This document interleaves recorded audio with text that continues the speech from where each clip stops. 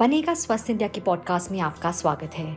हमारा फोकस है एक स्वास्थ्य, एक ग्रह, एक भविष्य, यानी कि one health, one planet, one future.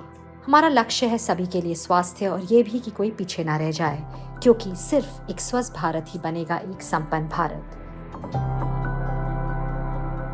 मैं हूं अंबिका सिंह कामा और आज हम बात करेंगे प्राज्ञा पैठणकर से, SDG manager UN world food programme के। सबसे पहले मैं आपसे पूछना चाहूंगी कि हमें पता है कि COP26 आ रहा है, क्लाइमेट चेंज की बातें होती हैं, सस्टेनेबल डेवलपमेंट की अगर हम बात करें, इसके बीच क्या कनेक्शन है?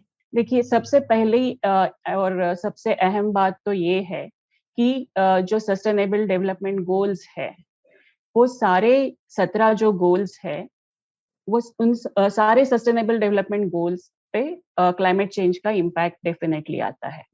अगर अलग-अलग सस्टेनेबल डेवलपमेंट गोल्स की हम बात करें, तो जैसे सबसे पहला है पॉवर्टी। क्लाइमेट चेंज जो है उसका जो असर है वो गरीबी पे बहुत ज्यादा होता है। जो मार्जिनलाइज लोग हैं उन पे उसका काफी ज्यादा बुरा असर पड़ता है। उसी तरीके से अगर हम फूड एंड न्यूट्रिशन सिक्योरिटी, जो कि हमारा गोल नंबर 2 है, तो उसका भी जो इम्पैक्ट है वो काफी ज्यादा है। वो एसडीजी 2 पे जो इम्पैक्ट क्लाइमेट चेंज का है, उसी तरह बाकी और भी एसडीजीज का उस पे असर होता है। लेकिन जो सबसे अहम कड़ी है, अगर हम फूड सिक्योरिटी की बात करते हैं, तो उसके 4 डायमेंशंस होते हैं। एक है प्रोडक्शन या अवेलेबिलिटी, जिसका मतलब है कि हमें जो खाद्यान्न है, जो फूड है, उसकी उपलब्धता। दूसरी है एक्सेसिबिलिटी, क्या हम उसको क्या हम उसको खरीद सकते हैं, हमारे पास इकोनॉमिक या फिजिकल एक्सेस है। तीसरी जो बात है, जो हम कंजम्पशन की बात करते हैं, कि जो हम खा रहे हैं, क्या हम उसको पचा पा रहे हैं या नहीं। और जो चौथी बात है वो है सस्टेनेबिलिटी की या स्टेबिलिटी की, कि कितना क्या निरंतर रूप से हमें ये खाद्यान्न अवेलेबल हो पाएगा या नहीं। और अगर ये चारों डायमेंशंस की अगर हम बात करते हैं, तो ये चारों पहलू पे क्लाइमेट चेंज का उतना ही गहरा असर होता है। और उसी के कारण, क्लाइमेट चेंज के कारण ये चारों जो पहलू है वो ठीक तरीके से काम न करने से माल न्यूट्रिशन या कुपोषण जो है उसमें बढ़ोतरी आती है। तो आपने जैसे ये समझाया कि किस तरह क्लाइमेट चेंज पे बात करना ये बहुत इंपॉर्टेंट एक सब्जेक्ट है। लेकिन अगर मैं आपसे if I talk about global warming, कि हमारे देश India is one of the worst affected countries, अगर हम ग्लोबल वार्मिंग की बात करें, तो क्या आप हमें बता सकते हैं कि फूड प्रोडक्शन इस वार्मिंग की वजह से किस तरह इफेक्ट होता है? देखिए, फूड प्रोडक्शन का और ग्लोबल वार्मिंग का काफी सीधा सीधा संबंध है। ग्लोबल वार्मिंग से क्या होगा, एक तो ये है कि जो ग्लेशियर्स है वहाँ उसमें जल्दी से दे स्टार्ट मेल्टिंग, और उसके कारण जो भी बाढ़ आती है उसके कारण फ्लड्स की फ्रीक्वेंसी और इंटेंसिटी बढ़ती है। दूसरी बात जो है कि जो प्रेसिपिटेशन है, बारिश, अभी हम देखते हैं कि जो मॉनसून है उसका पैटर्न चेंज हो रहा है। जो बारिश पहले 90 डेज में आती थी, 90 दिन में जितनी बारिश आती थी, वो उतनी बारिश अब हमें 30 दिन में, 45 दिन में कहीं कहीं रिपोर्ट की जाती है। अब जब इस तरीके से ये होता है, तो जो प्रोडक्शन के लिए, खेती के लिए जो एक अच्छी तरीके से अलग अलग समय पे जिस तरीके से बारिश का होना जरूरी है, वो उस तरीके से नहीं होता है। और उसके कारण जो इम्पैक्ट प्रोडक्शन पे आता है वो काफी बढ़ता जा रहा है। तीसरा जो इश्यू है वो है लैंड, सॉइल के भी जो न्यूट्रिएंट्स है वो चेंज होते जाते हैं। डिग्रेडेशन बहुत फास्ट हो रहा है, क्योंकि जब इतनी ज्यादा बाढ़ आएगी तो जो ऊपर का कवर है वो बह जाता है। तो and that also affects the overall production. And similarly heat waves, droughts, तो ये भी बहुत हमारे जो प्रोडक्शन है उस पर इम्पैक्ट करते हैं।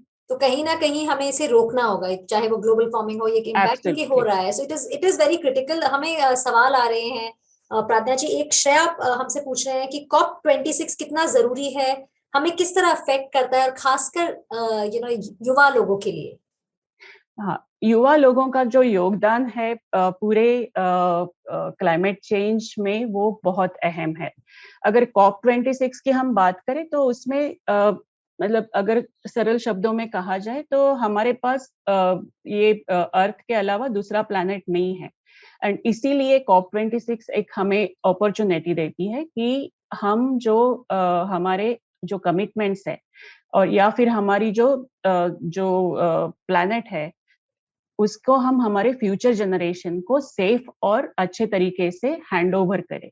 एंड फॉर दैट जो हमारे पास जो उद्देश्य है या गोल है COP26 के, तो वो हमें एक अपॉर्चुनिटी देते हैं कि हम जो हमारी सारे कंट्रीज जितने हैं उनकी कमिटमेंट्स जो है, जैसे एक सबसे अहम है जैसे 2030 जो इसकी अपने सस्टेनेबल डेवलपमेंट गोल्स की बात की है, तो 2030 का जो एजेंडा है जिसमें हमने कहा है कि कार्बन एमिशन रिड्यूस करना है and by mid of the century ये भी हमने कहा है कि नेट जीरो एमिशन हमें अचीव करना है। तो वो हम किस तरीके से रियली कर सकते हैं, उसके लिए एक क्रियान्वयन का एक ढांचा बनाना, या फिर अगर कहीं हमें उसके लिए अगर फाइनेंस की जरूरत है, तो ये सारे जो हमारे कमिटमेंट्स है या प्रोमिसेस है, उनको डिलीवर करने के लिए हम ये जो फंडिंग है वो कैसे लाएंगे, वो कहाँ से लाएंगे और उसकी कमिटमेंट्स किस तरीके से पूरी की जाएगी,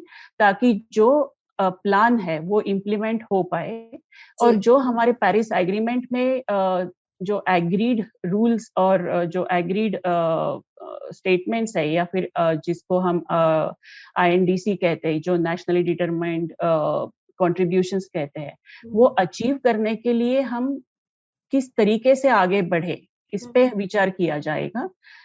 और जो युवा लोगों की जो अगर बात करनी है, तो मेरे हिसाब से क्योंकि ये क्लाइमेट चेंज का इम्पैक्ट सबसे ज्यादा उनको और उनके जो बच्चे हैं उन्हीं पे पड़ने वाला है, उन्हीं के लाइफ टाइम में उनको ये देखने को मिलने वाला है।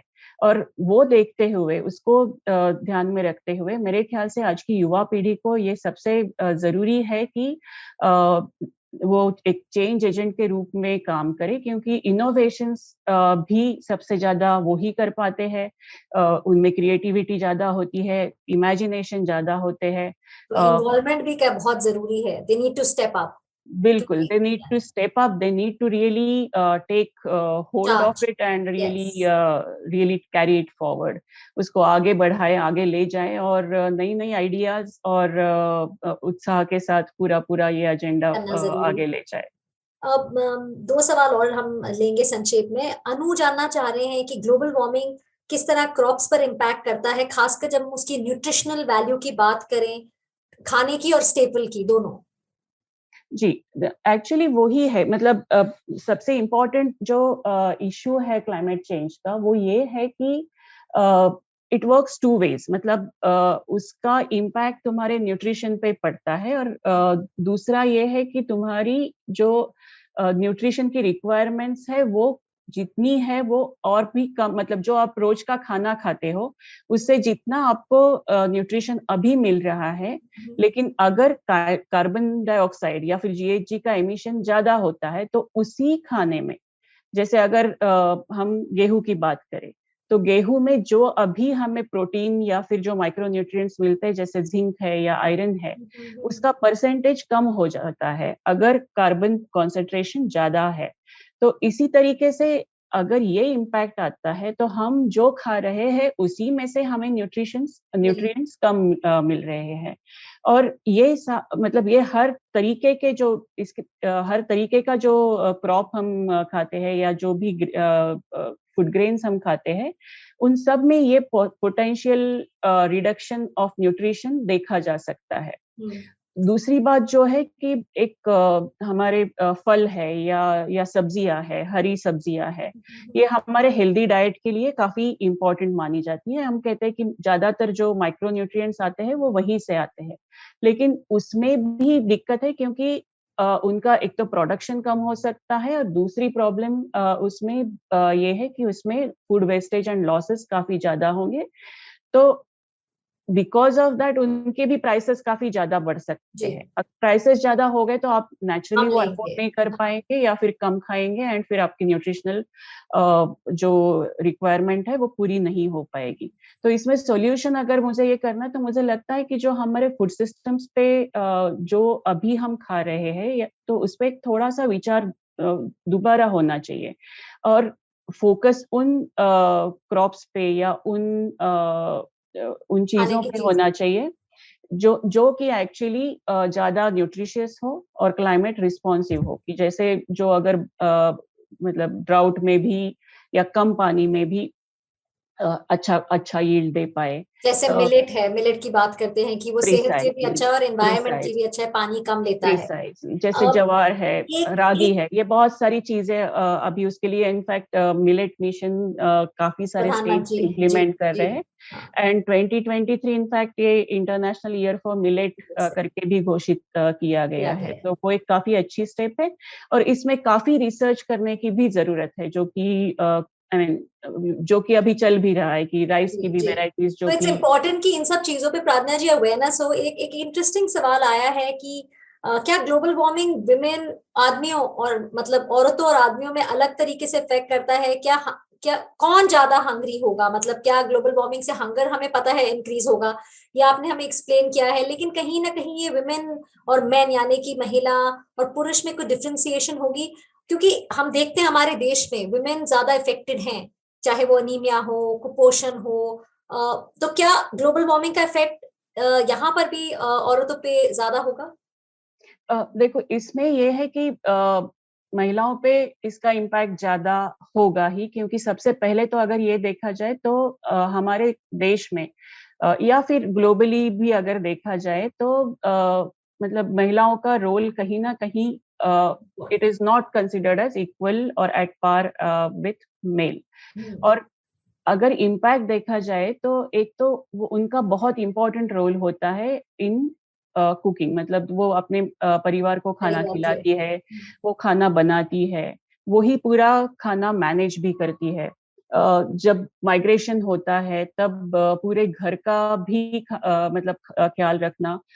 इवन अगर हम एग्रीकल्चर की भी बात करते हैं तो एग्रीकल्चर सेक्टर में भी अब हम फेमिनाइजेशन की बात करते हैं, सो वुमेन का रोल, महिलाओं का रोल बहुत बहुत ज्यादा बढ़ता जा रहा है। लेकिन अगर उस हिसाब से देखा जाए तो उनका जो एक्सेस है, उनका रिसोर्सेस पे एक्सेस है, मतलब जैसे लैंड उनके नाम पे नहीं होता है कभी, उनको डिसीजन मेकिंग में या फिर कुछ बताने में कोई हिस्सा नहीं होता है। तो अगर हम पोजीशन की बात करें महिलाओं की तो वो ऑलरेडी मतलब without climate change as well वो वैसे ही थोड़ी मतलब उतनी सक्षम है नहीं। और अगर क्लाइमेट चेंज के इम्पैक्ट्स को अगर हम देखते हैं तो उसका लाइवलीहुड्स पे इम्पैक्ट होगा, उसका इनकम्स पे इम्पैक्ट होगा, which naturally will reflect on women, क्योंकि उसको फिर मतलब हाउस होल्ड में आपको भी पता है कि house hold in food insecurity काफी ज्यादा है।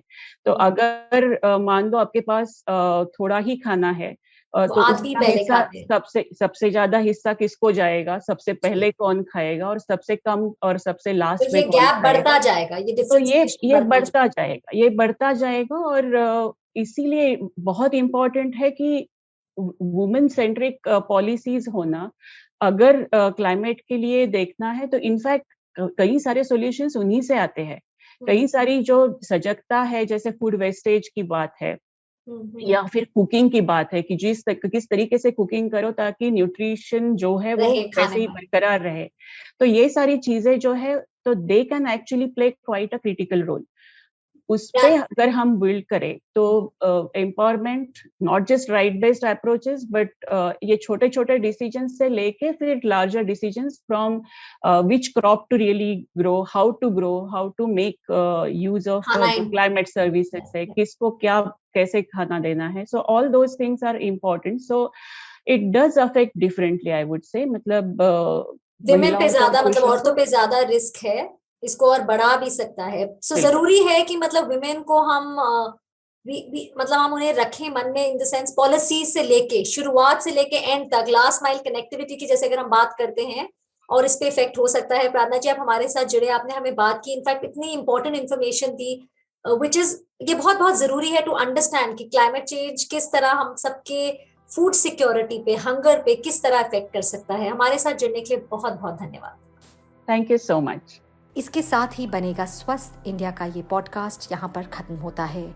अगर आपके पास कोई कमेंट, क्वेरी या सुझाव हैं इस टॉपिक पर, या फिर कोई ऐसा विषय जो आप चाहते हैं कि हम आने वाले हफ्तों में कवर करें, तो आप हमें लिख सकते हैं। हमें मेल कीजिए bsipodcast@ndtv.com पर। BSI यानी बनेगा स्वस्थ इंडिया। आप हमारे सोशल मीडिया हैंडल्स पर भी हमारे साथ बातचीत कर सकते हैं। सेम नाम बनेगा स्वस्थ इंडिया। फेसबुक, ट्विटर और इंस्टाग्राम पर भी हम मौजूद हैं। मेरी तरफ से good bye. Stay healthy, stay safe.